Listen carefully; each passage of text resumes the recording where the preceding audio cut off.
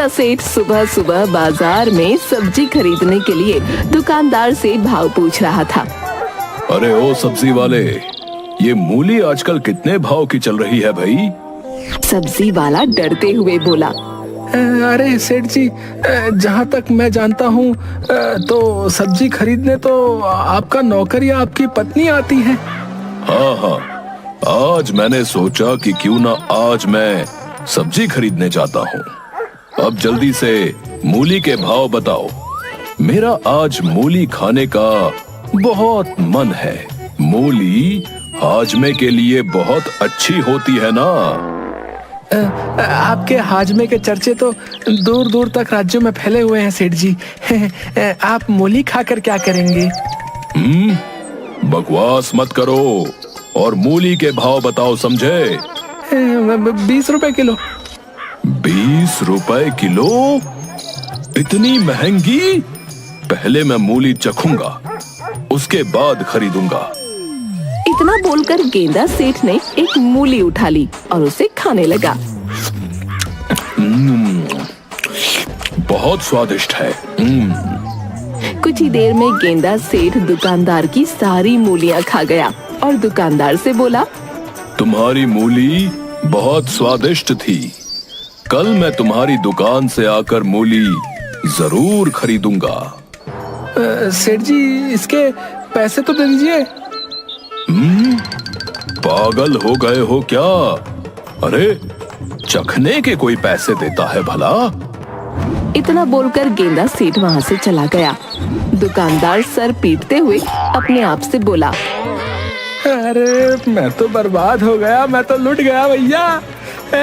ये भुक्कड़ सेठ मेरी सारी मूली खा के चला गया। अरे कलवा डाकू, तू बड़े बड़े लोगों का अपहरण करता है। अरे इस भुक्कड़ का अपहरण क्यों नहीं कर लेता? सारे गांव को मुक्ति मिल जाएगी। अगले दिन गेंदा सेठ सोकर उठकर सीधे अपनी पत्नी से बोला, अरे जल्दी से खाना लगाओ भाई, मुझे बहुत तेज भूख लगी है।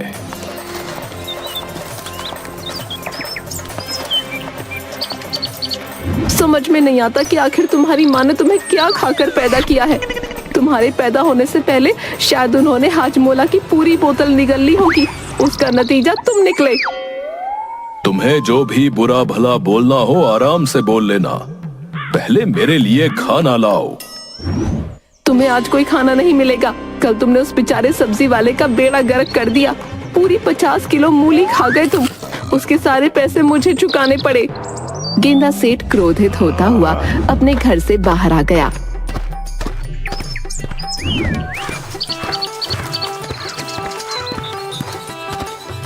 अचानक उसके मन में एक विचार आया।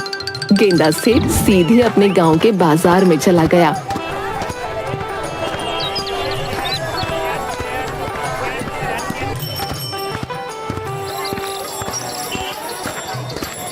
कि तभी गांव का मुखिया उसे मिल गया। अरे भुक्कड़ सेठ, कहाँ जा रहे हो? क्या बकवास कर रहे हो? मेरा मतलब गेंदा सेठ, जाओ जल्दी से अपने घर चले जाओ। क्यों?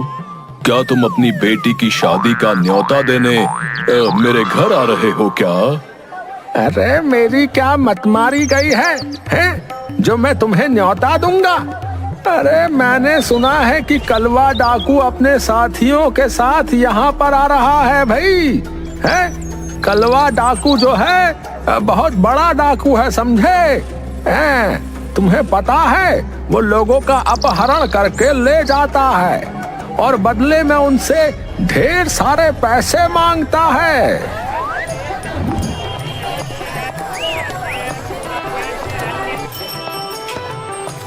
इतना कहकर मुखिया वहां से चला गया। गेंदा सेठ मुखिया की बात को अनसुना करके सीधा एक फल वाले के पास जाकर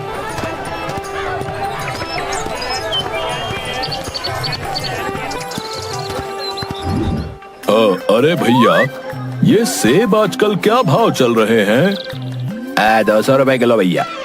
अरे बहुत महंगे हो गए हैं। पहले मैं एक सेब चक्कर देखूंगा। ए भैया, मुझे सब पता है? कल तुमने मूली सब्जी वाले का बेड़ा करके कर दिया है, अब तुम वही करने मेरे पास आए हो। चले जाओ यहाँ से, बता रहा हूँ। गेंदा सेठ अपने गले में सोने की मोटी चेन को दिखाते हुए बोला, अरे क्या भिखारी समझा है क्या? ये मोटी सोने की चेन देख रहा है? तू अपनी पूरी दुकान, अपना घर भी बेच देगा ना, तब भी नहीं खरीद पाएगा, समझा? तभी वहाँ पर कलुआ डाकू अपने साथियों के साथ घोड़े पर बैठकर आ गया। कलुआ डाकू सबकी ओर देखते हुए बोला, हमारा ही नाम कलुआ है, कलुआ। हम जहां भी जाते हैं, पैसा, सब्जी, फल, अनाज, पानी सब लूट लेते हैं। इतना बोलकर कलुआ डाकू अपने साथियों की ओर देखकर बोला, लूट लो पूरे बाजार को, जितने भी खाने पीने की वस्तुएं हैं सब लूट लो। 2 महीने आराम से बैठकर खाएंगे। तभी वहाँ पर एक साधु आ गया।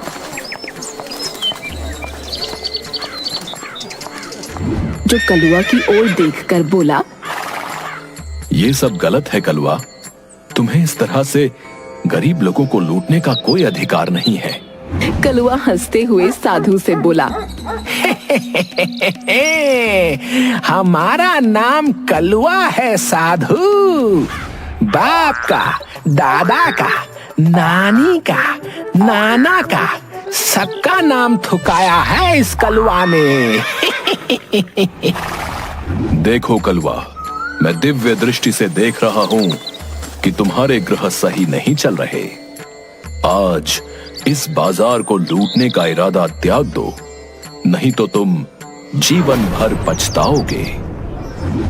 अरे जा जा पाखंडी साधु, हैं? अगर ऐसी बात है तो मैं पूरे बाजार को लूटूंगा भी, और साथ ही साथ इस गांव में एक अमीर व्यक्ति का अपहरण भी करूंगा। तभी कलुआ की नजर गेंदा सेठ पर पड़ी। देखने में तो तू सेठ लग रहा है। अरे मैं गांव का सेठ ही हूँ, मुझे गेंदा सेठ कहते हैं, गेंदा सेठ। कलुआ गुस्से से बोला, हमारा नाम कलुआ है, बाप का, दादा का, दादी का, नानी का, परनानी का, सबका नाम थुकाया है इस कलुआ ने। बड़े बड़े मूर्ख इंसान देखे इस कलुआ ने, लेकिन तेरे जितना बड़ा मूर्ख नहीं देखा। तूने मुझे बता ही दिया कि तू सेठ है, अब तो मुझे तेरा अपहरण करना ही पड़ेगा। इतना बोलकर कलुआ अपने साथियों से बोला, सारे बाजार को लूट लो और इस गंदा सेठ को भी उठा लो। कलुआ गेंदा सेठ को बंदी बनाकर एक खेत में ले गया।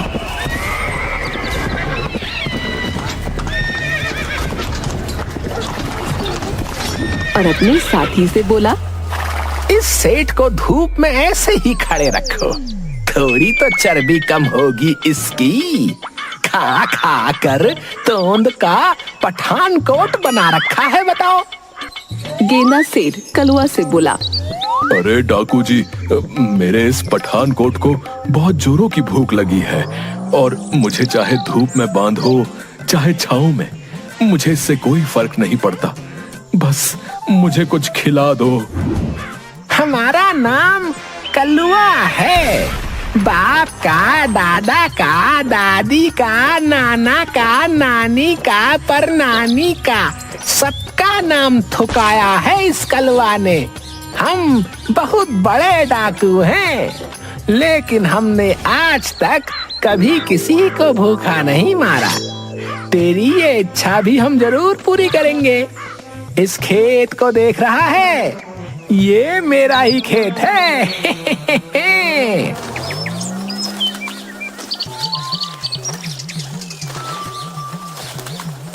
लेकिन आप तो डाकू हैं, प्रॉपर्टी का काम भी साथ में करते हैं क्या?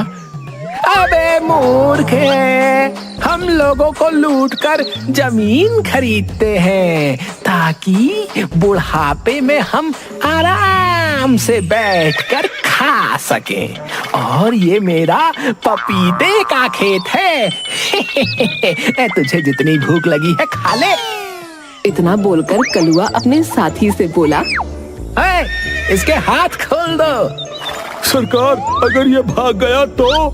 अबे तोंद देख, भागेगा भी तो कहाँ तक, और भागा भी तो फिर इसको पता लग जाएगा कि कलुआ है हम। हाँ, भागने वाले को सीधा गोली मार देते हैं। कलुआ के साथी ने गेंदा सेठ को खोल दिया। कलुआ अपने साथियों की ओर देखकर बोला, नम नम नम नम नम नम नम, मुझे बहुत नींद आ रही है। तुम सब भी आराम कर लो बे। और हाँ, इस सेठ पर नजर रखना, समझे?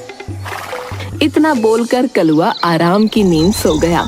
गेंदा सेठ को बहुत ज्यादा भूख लगी थी। गेंदा सेठ देखते ही देखते पूरे खेत के पपीते चट कर गया।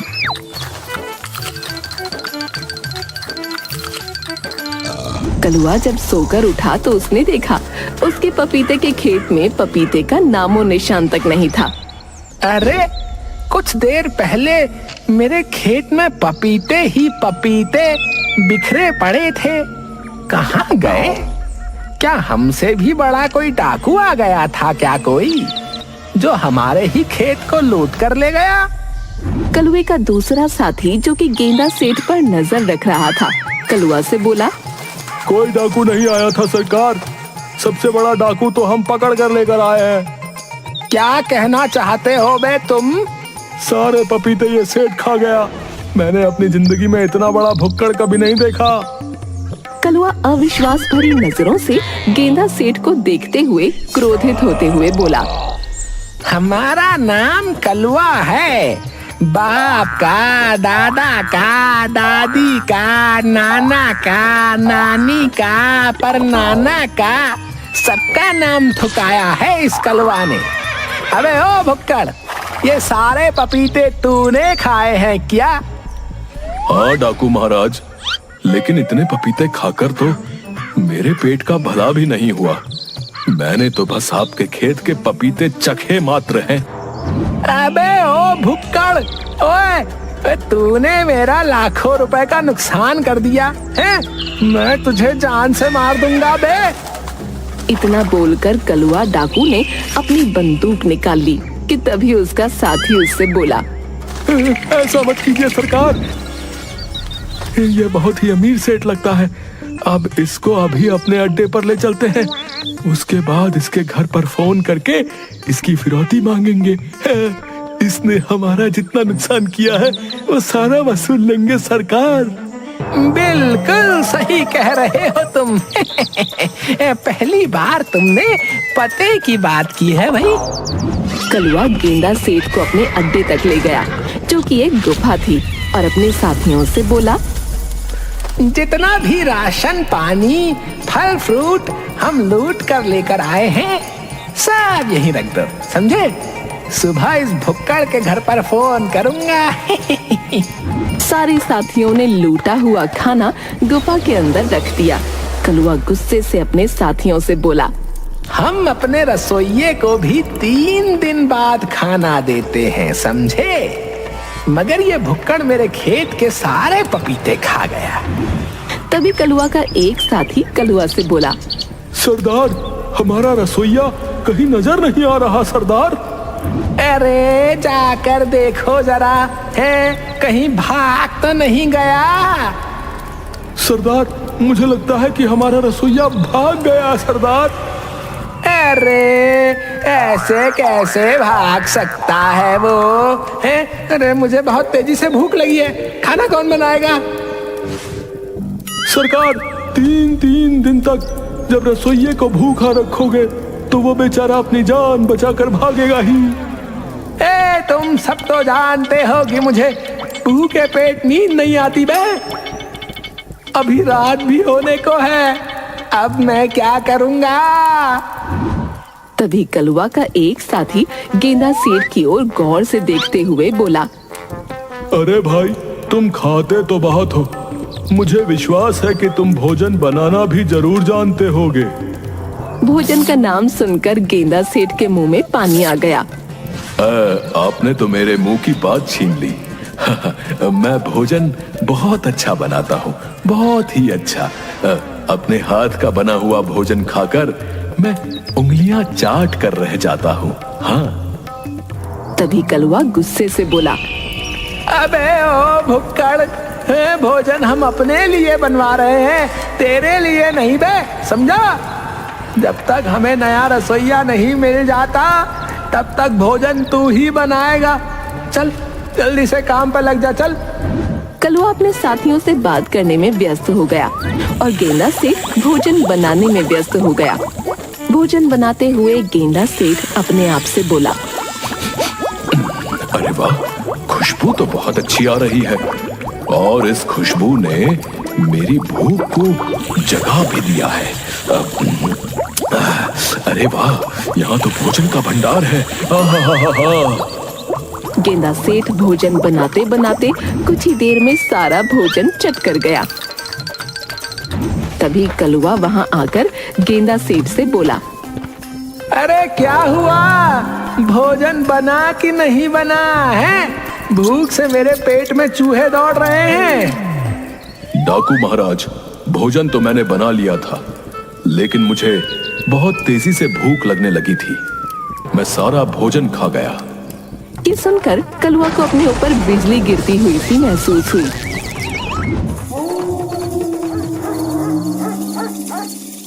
अरे किसको पकड़ कर ले आया मैं?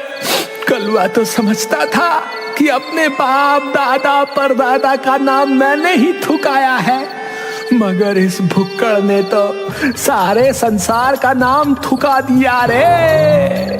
तभी कलवा का एक साथी गेंदा सेठ से बोला, क्या गेंदा भाई, क्या तुम वास्तव में सारा भोजन खा गए? और मुझे अभी भी भूख लग रही है। ये सुनकर डाकू के साथी को चक्कर आ गए। कलवा गुस्से से दांत पीसता रह गया। तुझे तो मैं सुबह देखूंगा बे। कलवा और उसके साथी गहरी नींद में सोए ही थे कि तभी उनके कानों में किसी जानवर की आवाज टकराई। कलवा डरते हुए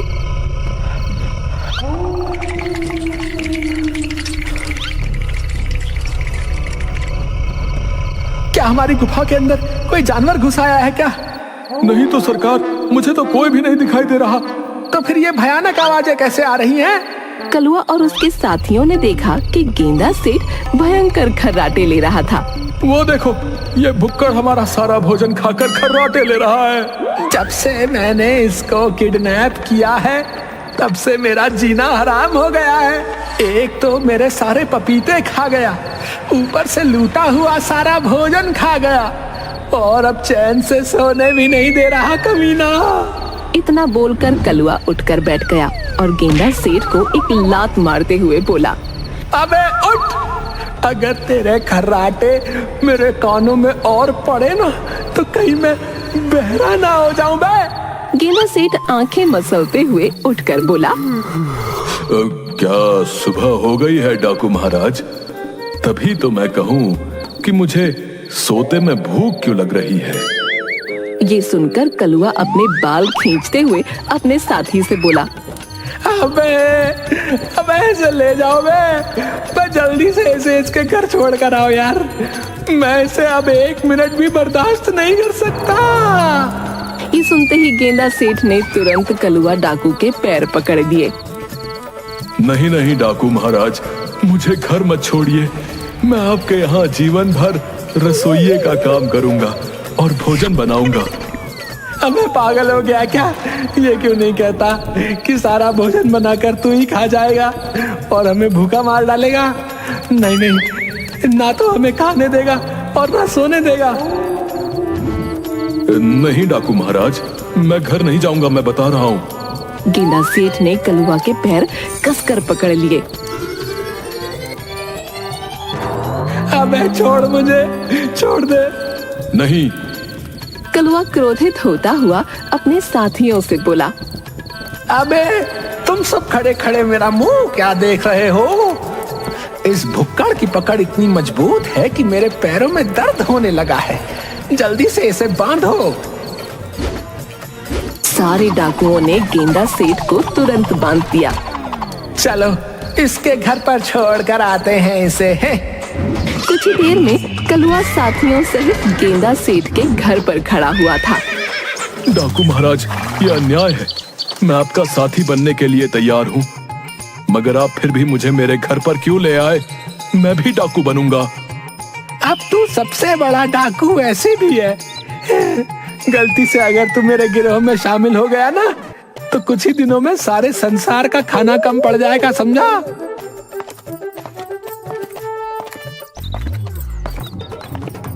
इतना बोलकर कलुआ ने एक जोरदार लात गेंदा सेठ के मुंह पर मार दी। डाकू कलुआ वहां से चला गया। गेंदा सेठ की पत्नी गेंदा सेठ की ओर देखकर बोली, तुम्हें तो मशहूर डाकू कलुआ भी लात मारकर घर पर छोड़कर चला गया। सिर्फ मैं ही हूँ जो तुम्हें झेल रही हूँ। मेरे हाथ खोलो। नहीं, हाथ खोलूंगी तो तुम फिर से भोजन मांगोगे। वैसे कलुआ डाकू ने तुम्हारे हाथ पैर बिल्कुल सही बांधे हैं। अब 2 दिन तक ऐसे ही पड़े रहो। ये सुनकर गेंदा सेठ बेहोश हो गया।